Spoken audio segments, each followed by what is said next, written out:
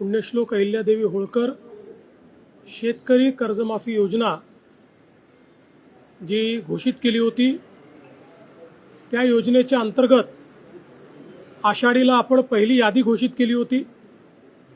घोषित केलेली यादी ही आपण सर्व ग्रामपंचायतींना पाठवली आणि अगदी सिंपल अशा पद्धतीनं जे काही शेतकरी आहेत त्यांनी केवळ जाऊन आधार ऑथेंटिकेशन करायचं, कुठलाही अर्ज नाही किंवा कुठल्याही प्रकारचे इतर गोष्टींची आवश्यकता नाही।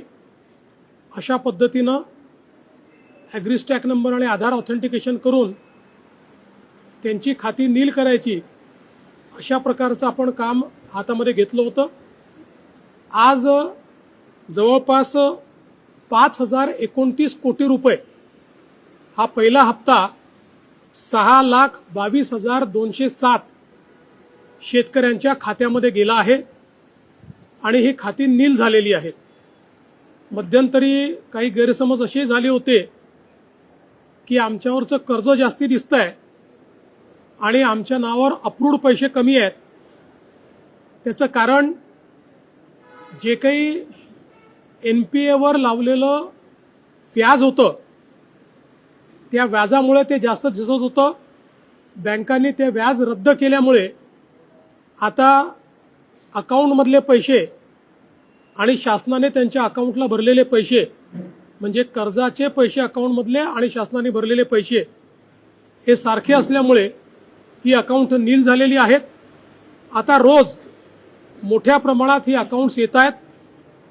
अशी व्यवस्था केलेली आहे की जसे जसे अकाउंट्स येतील, ऑथेंटिकेट होतील, तसं तसं त्या खात्यांमध्ये पैसे जातील। अजूनही म्हणजे जवळपास हे 18-19 लाख अकाउंट जे आहेत याची प्रोसेस चालली आहे। 12 लाख अकाउंट जे आहेत हे बँकांना परत पाठवलेले आहेत, कारण बँकांनी त्यात चुका केलेल्या आहेत। बँकांनी हे सांगितलंय की साधारणपणे आठवड्याभरामध्ये तेही अकाउंट सुधारून आम्ही परत करू। त्यामुळे मला असं वाटतं की आता हे जे काही सगळे अकाउंट्स आहेत हे सगळे क्लिअर होऊन आणि त्याच्यामध्ये पैसे टाकण्याची सुरुवात झालेली आहे। पुढच्या काळामध्ये सगळे जेवढे अकाउंट्स ऑथेंटिकेट होतील त्या सगळ्या अकाउंट्समध्ये पैसे टाकून आपल्या शेतकऱ्यांना कर्जमाफीचा पूर्ण जो काही बेनिफिट आहे हे आपण त्या ठिकाणी देणार आहोत। आता रोज जसे जसे अकाउंट येतील तसे तसे पैसे भरले जातील। सुरुवातीच्या पहिल्या टप्प्याला याकरता वेळ लागला की आपण हे ठरवलं होतं की याद्या ग्रामपंचायतपर्यंत जातील, त्या ठिकाणी याद्यांचं वाचन होईल, लोकांना हे समजलं पाहिजे आणि मग लोकांनी फक्त आपलं आधार ऑथेंटिकेशन करायचं आहे। ते आता खूप जोरात चाललेलं आहे। शेतकरी मोठ्या प्रमाणात ते करतात। ते झाल्याबरोबर आमच्याकडे जसं अकाउंट येतो तसं आम्ही पैसे भरणं सुरू करतो। बघा, 1 महिन्याभरात झालं पाहिजे, पण त्यात आपला जुना जो साधारणपणे अनुभव आहे त्याच्यामध्ये 80% काम एका महिन्यात होतं।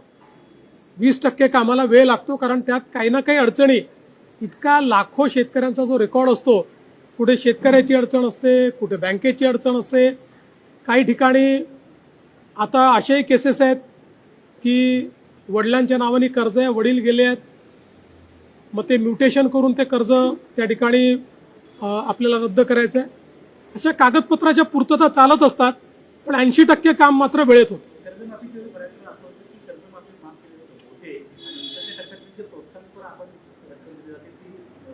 आम्ही याच्यामध्ये 2च टप्पे केलेले आहेत। पहिल्या टप्प्यामध्ये आम्ही सगळे कर्जमाफीचे पैसे भरतो आणि दुसऱ्या टप्प्यात आम्ही प्रोत्साहनचे पैसे देणार आहोत। कर्ज मिळण्यासाठी शेतकऱ्यांना अडचण येणार नाही असं म्हणायचं? बिलकुल अडचण येणार नाही। सगळ्या बँकांनी सांगितलंय। काही अशाही पद्धतीनं अफवा पसरवल्या जात आहेत की OTS झालाय त्यामुळे सिबिल तुम्हाला लागेल, असं कुठेही नाही।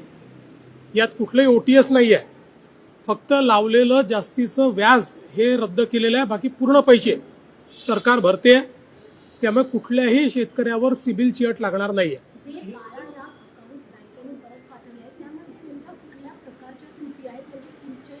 टेक्निकल त्रुटी आहेत.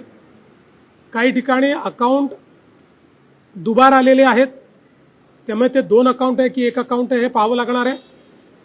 काही ठिकाणी नंबरचा मिसमॅच आहे, काही ठिकाणी नावांचा मिसमॅच आहे आणि म्हणून ते सुधारण्याकरता त्या ठिकाणी पाठवले आहेत. कारण ही संपूर्ण डिजिटल पद्धत असल्यामुळे डिजिटल पद्धतीत सगळ्या गोष्टी व्हेरीफाय झाल्याशिवाय पैसे जात नाही, डीबीटीने पैसे जातात, त्यामुळे सगळ्या गोष्टी व्हेरीफाय कराव्या लागतात.